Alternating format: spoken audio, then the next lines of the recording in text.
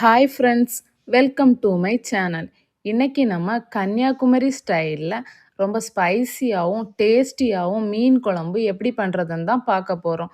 ஒரே ஒரு டைம் இதே மெத்தடில் நீங்கள் வீட்டில் ட்ரை பண்ணீங்கன்னா அப்புறம் உங்களால் மறக்கவே முடியாது. ஸோ வீடியோவை ஸ்கிப் பண்ணாமல் ஃபுல்லாக பாருங்கள். வாங்க இப்போ எப்படி பண்ணுறதுன்னு பார்க்கலாம். மீன் குழம்பு பண்ணுறதுக்கு நான் இன்னைக்கு பாறை மீன் 1 கிலோ வாங்கி மீடியம் சைஸாக கட் பண்ணி எடுத்து வச்சுருக்கேன். நீங்கள் எந்த மீன் வேணாலும் எடுத்து இதே ஸ்டைலில் ட்ரை பண்ணலாம். ரொம்ப டேஸ்ட்டாக இருக்கும். கன்னியாகுமரி ஸ்டைல் மீன் குழம்பு பண்ணுறதுக்கு எந்த பொருளையும் வதக்கி அரைக்கணும்னு அவசியம் இல்லை. ஒரே ஒரு தேங்காய் பேஸ்ட் மட்டும் ரெடி பண்ணால் போதும், சட்டுன்னு பண்ணி முடிச்சிடலாம். அதுக்கு ஃபஸ்ட்டு ஒரு மிக்ஸி ஜார் எடுத்து 2 கைப்பிடி அளவு தேங்காய் ஆட் பண்ணிக்கோங்க.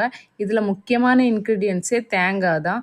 அதுக்கப்புறமா ஒரு 4லேருந்து 5 சின்ன வெங்காயம் ஆட் பண்ணிக்கோங்க. 3 பல் பூண்டு,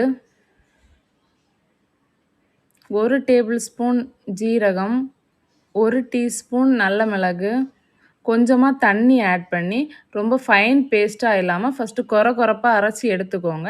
இந்த டைமில் மசாலா ஆட் பண்ணிக்கலாம். 1/4 டேபிள் ஸ்பூன் மஞ்சள் தூள், 1 டேபிள் ஸ்பூன் மிளகாத்தூள், 1/2 டேபிள் ஸ்பூன் தனியாத்தூள், ஒரு சின்ன நெல்லிக்காய் சைஸில் புளி ஆட் பண்ணிக்கோங்க. நீங்கள் புளி ஊற வச்சு ஆட் பண்ணுவீங்கன்னா ஒரு சின்ன நெல்லிக்காய் சைஸ் புளி எடுத்து தண்ணி ஊற்றி ஊற வச்சுக்கோங்க. இப்போ கொஞ்சமாக தண்ணி ஆட் பண்ணி ரொம்ப ஃபைன் பேஸ்ட்டாக அரைச்சி எடுத்துக்கோங்க இந்த மாதிரி. இப்போ வாங்க நம்ம குழம்பு பண்ண ஸ்டார்ட் பண்ணலாம். மீன் குழம்பு பண்ணுறதுக்கு நான் இன்னைக்கு மண் பாத்திரம் எடுத்திருக்கேன். மேக்ஸிமம் கன்னியாகுமரியில் மண் பாத்திரத்தில் தான் மீன் குழம்பு வைப்பாங்க. ரொம்ப டேஸ்ட்டாகவே இருக்கும். நம்ம எடுத்து வச்சுருக்க மண் பாத்திரத்தில் ஆல்ரெடி க்ளீன் பண்ணி வச்சுருக்க மீனை ஃபஸ்ட்டு ஆட் பண்ணிக்கோங்க. அப்புறமா ஒரு சின்ன சைஸ் தக்காளி, பாதி முருங்கைக்காய், 3 சாம்பார் மிளகாய், கூடவே மாங்காய் கூட ஆட் பண்ணால் ரொம்ப டேஸ்ட்டாக இருக்கும். எதுவுமே ஆட் பண்ணாமல் வெறும் மசாலா கூட ஆட் பண்ணால் கூட ரொம்ப டேஸ்ட்டாக தான் இருக்கும். இந்த டைமில் நம்ம ஆல்ரெடி அரைச்சி வச்சுருக்க மசாலாவை ஆட் பண்ணிக்கோங்க. புளி லிக்யூட் டைப்பில் நம்ம ஆட் பண்ணோன்னா இந்த டைமில் ஆட் பண்ணி அதுக்கப்புறமா உப்பு ஆட் பண்ணி தேவையான அளவு தண்ணி ஆட் பண்ணிக்கோங்க. நான் இன்னைக்கு கொஞ்சம் மிக்ஸி அலசின தண்ணி ஆட் பண்ணிக்கிறேன். அப்புறமா நமக்கு குழம்பு எந்த கன்சிஸ்டன்சியில் தேவையோ அந்த அளவுக்கு தண்ணி ஆட் பண்ணி நல்லா கலந்துக்கோங்க. மீன் கூட மசாலா எல்லாம் நல்லா கோட் ஆகுற மாதிரி கையால் நல்லா கலந்துக்கோங்க.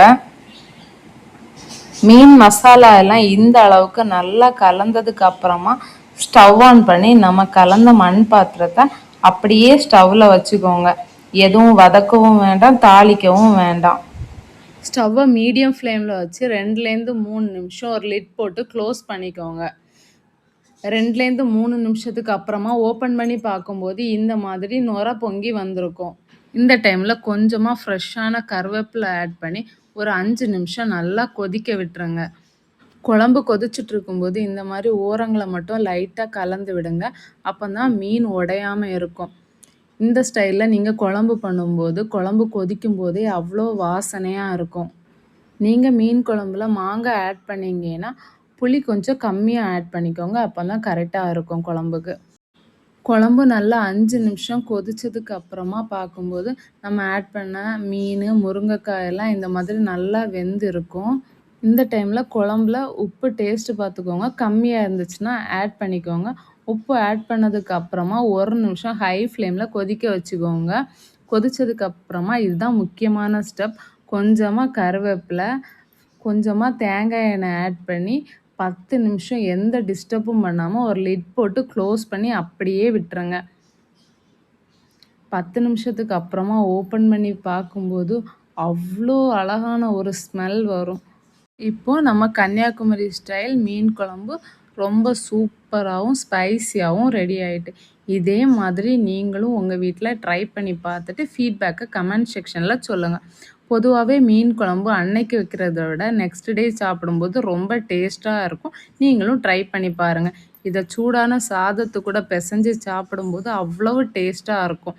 இந்த வீடியோ பிடிச்சிருந்தா லைக் பண்ணுங்கள். உங்கள் ஃப்ரெண்ட்ஸ் அண்ட் ஃபேமிலி கூட ஷேர் பண்ணுங்கள். மறக்காமல் என்னோட சேனலை சப்ஸ்கிரைப் பண்ணுங்கள். தேங்க்யூ ஃபார் வாட்சிங் ஃப்ரெண்ட்ஸ். பாய்.